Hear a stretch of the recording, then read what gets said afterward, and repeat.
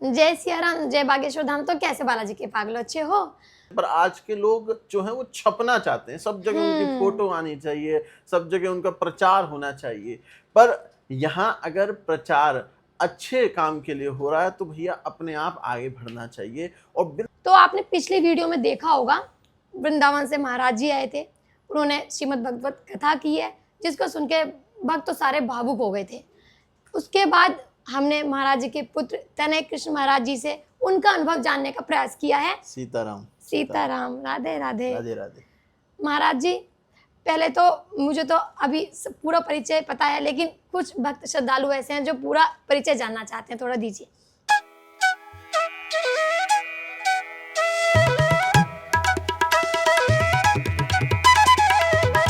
जी, मैं वृंदावन से हूँ, ब्रजवासी हूँ और लगभग 6 वर्ष हो गए भागवत जी की सेवा करते हुए। और दुनिया भर में मैं जाता हूँ भागवत कथा कहने, रामायण कहने, और भक्तमाल पे भी कथा थोड़ी बहुत मैं करता हूँ जहाँ जहाँ मौका मिलता है। और अभी मैं अपने पिताश्री के साथ यहाँ बागेश्वर धाम आया हूँ और पूज्य सरकार को दिव्य भागवत और बालाजी को दिव्य भागवत हमने श्रवण करवाई। बड़ा आनंद आया, बड़ा झूम कर हमने यहाँ पर, हमारे पिताजी ने और हमने खूब कथाओं को गाया। और यहाँ के लोगों का उत्साह देखकर बालाजी के प्रति और हमारे सरकार के प्रति देख के बड़ा आनंद आता है। जी। और महाराज जी, आपका बागेश्वर धाम में आपका ये पहली बार था ना, ये पहले आए हैं? जी जी, पहली बार। ये आपका पहली बार था। तो जो भक्त यहाँ पर आते हैं, आप भी भक्त हैं, और तो सब यहाँ पे एक बार आने के बाद पूरी बागेश्वर धाम का ऐसे कहते चमत्कार हो गया, और यहाँ का हमारा अनुभव बहुत अच्छा था, हमारी लाइफ चेंज हो गई। तो अभी फर्स्ट टाइम ही है आपका, आपने कुछ अनुभव लिया या कुछ महसूस किया? अब देखिए, हम तो ये कहेंगे, देखिए मैं आया पहली बार, और पहली बार आते ही अब मैं इस बार यहाँ अगले हफ्ते से ही मेरी कथा लाइव आने वाली है आस्था चैनल पर, जो बहुत बड़ा एक अचीवमेंट है मेरे लिए। और ये मुझे लगता है बालाजी सरकार की ही कृपा थी जिसके कारण ये हो पाया। और ये तो छोटा सा अनुभव है। और देखिए, लोगों के कितने दुखों को हमारे बालाजी सरकार यहाँ दूर करने का काम कर रहे हैं।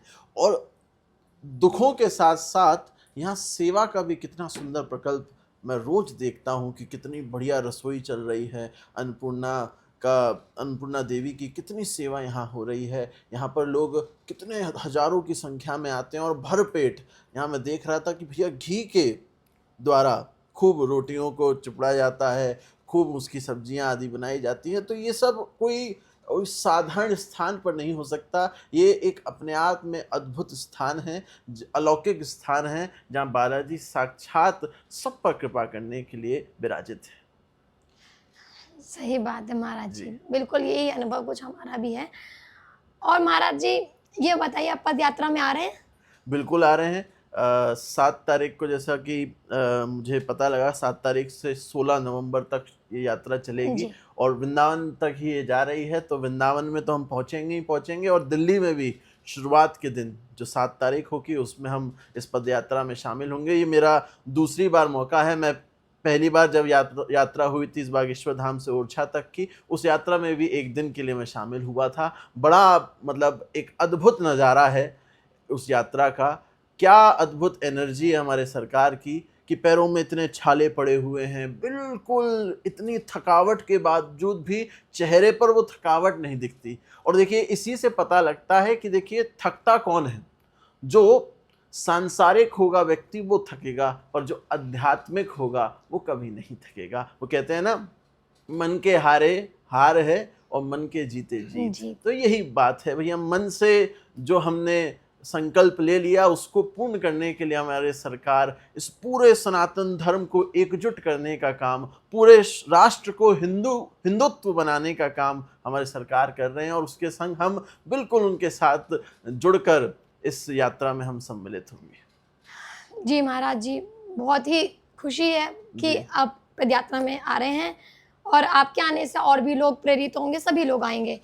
एक बात है महाराज जी कि बहुत लोग ऑब्जेक्शन करते हैं, गुरुजी पे टिप्पणियां करते हैं इस बात को लेके कि वो गुची का चश्मा लगा रहे हैं, खैर मैं भी ज़्यादा जानती नहीं मैं तो जी इसको पता नहीं कोई कोट ये पहन लिया था कुछ इस टाइप से, उसके ऊपर जी उंगली उठा रहे हैं और मतलब और इतनी कथाओं का पैसा ले रहे हैं। ये मुद्दा ये लोग बनाते हैं धर्म विरोधी, लेकिन उसके पीछे जो गुरुजी कर रहे हैं, अब कैंसर हॉस्पिटल का निर्माण कर रहे हैं, हर साल कन्याओं का विवाह करते हैं, 150 जी 200 250 हर साल 50 करके कन्या नंबर बढ़ाते जा रहे हैं। जी लोग जो विरोधी हैं वो भ्रमित कर रहे हैं जो भक्तों को, उसके ऊपर आप क्या कहना चाहेंगे? देखिए, ऐसा सब जगह देखा जाता है कि जब अच्छा काम कोई करता है तो उसको रुकावट करने के लिए कोई ना कोई उनके पीछे पड़ा रहता है। हर जगह ये देखा जाता है और हर कुल में, मतलब एक तो कलयुग चल रहा है, हर कुल में ऐसा देखा जाता है कि बड़ी सुंदर कथा आती है कि भगवान शंकर और माँ पार्वती नंदी जी पर सवार होकर जा रहे थे। तो क्योंकि उन्होंने रूप थोड़ा बदल रखा था, पृथ्वी पे चल रहे थे, लोग पहचाने नहीं, तो एक साधारण व्यक्ति का रूप धरकर चल रहे थे और नंदी जी भी एक घोड़े का रूप बनाकर थे। तो चल रहे थे, तो दोनों घोड़े पर सवार थे और चलते चलते आगे बढ़े और लोगों ने कहा कि देखो कैसे हैं, बेचारे घोड़े पर बैठे हुए हैं और उस घोड़े का तो दम निकला जा रहा है। तो उनमें से कहते हैं हमारे शंकर जी उतर गए और माँ पार्वती बैठी रहीं। फिर आगे चले तो कोई ने कहा कि देखो कैसी पत्नी है, घोड़े पर बैठी हुई है, पति पैदल चल रहा है। तो हमारी पार्वती जी उतर गई और भगवान शंकर चढ़ गए। अब कोई ने कहा भगवान शंकर को देखकर कि देखो कैसा पति है, पत्नी को पैदल चला रहा है और खुद घोड़े पर चल रहा है। तो अब दोनों उतर गए। अब दोनों उतर के चलने लगे तो किसी ने कहा कि देखो घोड़ा खाली है और दोनों पैदल चल रहे हैं। अब उन दोनों ने अपने सर पे उठा लिया और लोग तो कहते रहेंगे। इसका भाव ये है कि लोग तो कहते रहेंगे, लोग का काम है कहना, पर हमें अपने संकल्प से, अपनी सेवा से हमें विमुख नहीं होना चाहिए, उससे दूर नहीं हटना चाहिए। जो हमारा गोल है, हमारा जो विजन है, उसको पूरा करना चाहिए। जी महाराज जी। महाराज जी एक जी प्रार्थना है आपसे कि पदयात्रा को लेके जो भक्त, मैं सभी से प्रार्थना कर रही हूँ, आपसे भी कर रही हूँ कि जो भक्त कहते हैं कि हमारे पास समय नहीं मिल रहा है आने के लिए, लेकिन हम आना चाहते हैं, उनके लिए बस एक लास्ट में कुछ बोल दीजिए कि समय निकालने से निकलता है। देखिए, तुलसीदास जी कहते हैं गृह कारज नाना जंजाला। ये जो घर के कार्य हैं बड़े एक तरह से ये जंजाल है, एक वेब है जिससे कोई बच ही नहीं सकता। पर अगर हम देखिए, अगर कोई ऐसी बात हो जिसमें हमें कुछ धन की बात हो रही हो, जिससे हमें कुछ प्रकार का सुख मिल रहा हो, कोई कह दे कि भैया फलानी जगह पार्टी है, आपको पहुंचना है, तो व्यक्ति 1 सेकंड नहीं लगाएगा और पहुंच जाएगा। झूठे से भी कहा और वो सच्चे में पहुंच जाएगा। भैया 9 से 12 शो है मूवी का, हमें देखने चलना है, तो हम तुरंत उसके लिए तैयार हो जाते हैं। पर जहां बात आती है धर्म की, वहां हम थोड़े से हिचकिचाते हैं, हम उसके आगे इतनी जल्दी डिसीजन नहीं लेते। यही हमारी एक कमी है, इसको बदलना होगा और इसी सोच को बदलने का काम हमारे सरकार कर रहे हैं और ये पूरे सनातन धर्म के जितने संत हैं इसी सोच को बदलने का कार्य कर रहे हैं कि जब धर्म की बात आए तो हमें बिना सोचे समझे धर्म को आगे बढ़ाने का काम करना चाहिए। तो महाराज जी जो भक्त या श्रद्धालु या जो लोग विरोधी हैं जी और विरोधी छोड़ो, जो भक्ति हैं, जो बहाने या बोलो सच में कोई काम हुई जान, मतलब उतने एफर्ट्स नहीं लगाते कोई धर्म का काम करने के लिए, हिंदू राष्ट्र को लेके, क्या उसके पीछे उनका स्वार्थ है? ये स्वार्थ नहीं है, ये आलस है। आलस के कारण भी है और स्वार्थ ये है कि भाई, अब जैसे मैं अभी सरकार से हमारी बात चल रही थी तो सरकार से हमने कहा कि देखिए आजकल के लोग क्या है ना, पहले जो पुराने के लोग थे वो तो छिपना जानते थे, छिप कर सब काम करते थे, अपने धर्म कर्म के काम छिप कर करते थे। पर आज के लोग जो हैं वो छपना चाहते हैं, सब जगह उनकी फोटो आनी चाहिए, सब जगह उनका प्रचार होना चाहिए।